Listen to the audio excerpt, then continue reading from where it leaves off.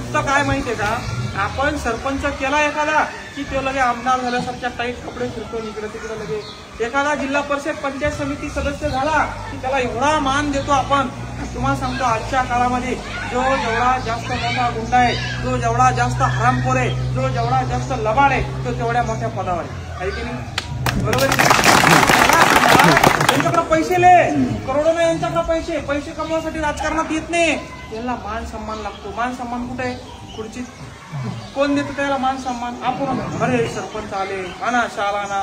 अरे ते तुम्हाला निवडून दिलं, तुम्ही त्यानं तुमचे काम करून सोडायचं दिलं, टाईट कपडे घालते, गाडी घेते, मग असं त्याला नाम लागते. मग तुम्ही हार टाकता, शाल टाकता, त्याला वाटतं मिले मोठा झालो.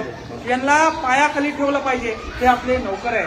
सरपंचाचा, पंचायत समिती सदस्याचा, जिल्हा परिषद सदस्याचा सत्कार करू नका, त्यांना मानच देऊ नका.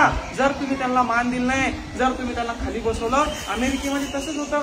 खासदार लोक पाहत नाही का तुम्ही? राष्ट्रपती लोक स्वतःची बॅग घेऊन हातात, काही किंमत नाही त्यांना, फोटो बी काढत नाही द्यायचं कोणी. पण आपल्या लोकांच्या मोठ्या डोक्यामध्ये एवढा भूत आहे, आला दादा, अरे देव आला, पाया पडा, आमचे दादा, आमचे नाना, आमचे काका. काय करायचं? त्याच्यामुळं काय होतं, यांना सन्मान दिला तर मग हे पैसे तर नाही यांच्याकडे, पण यांना खुर्ची लागते म्हणून ते येतं. तुम्ही जर यांना सन्मान दिला नाही, कशाला घुसतील ते याच्यामध्ये? ते म्हणते यार काय डोक्याला ताण आहे, हे रस्ता मागू राहिलं, ते गोठा मागू राहिलं, हे विहीर मागू राहिलं, ते एक संडास मागू राहिलं, कशाला लागतंय हे पद? मला सत्कार बी करत नाही, मला मान बी देत नाही. जर आपण यांना सत्कार, यांची किंमत कमी केली तर आपोआप जी सुशिक्षित पोरं आहेत, अभ्यास करणारी पोरं आहेत, या क्षेत्राकडे वळतील. त्यांना खरंच काम करण्याची आवड आहे, त्यांना खरंच काम करण्याची इच्छा आहे, ते या क्षेत्रामध्ये येतील आणि तरच आपला विकास होणार आहे. नाहीतर हे बाळगुंडे यांनी यांचे घरं भरून घेतलेले आहेत आणि म्हणूनच तर ही परिस्थिती आली आहे. मला सांगा, एवढे राजकीय पुढारी आहे, एवढे राजकीय नेते, कधी देखील एक सामान्य शेतकऱ्याच्या पोटाला आंदोलन करावं लागतंय. कशाची कमी आहे? लोकशाही आहे ना. लोकशाहीमध्ये सरपंच निवडून दिला तर सरपंच आपले मुद्दे मांडायला पाहिजे की नाही? पंचायत समिती सदस्यांना आपले मुद्दे मांडायला पाहिजे की नाही? खासदारांना, आमदारांना आपल्या भावना, एवढे लोक दिसत नाही का खासदाराला? खासदार कानाडोळा करतोय. मग साध्या माणसाला रस्त्यावर यावं लागतंय, साध्या जनतेला रस्त्यावर यावं लागतंय. मी लढाई लढायला मला होती, अनुभवच नव्हता बाबा आम्हाला.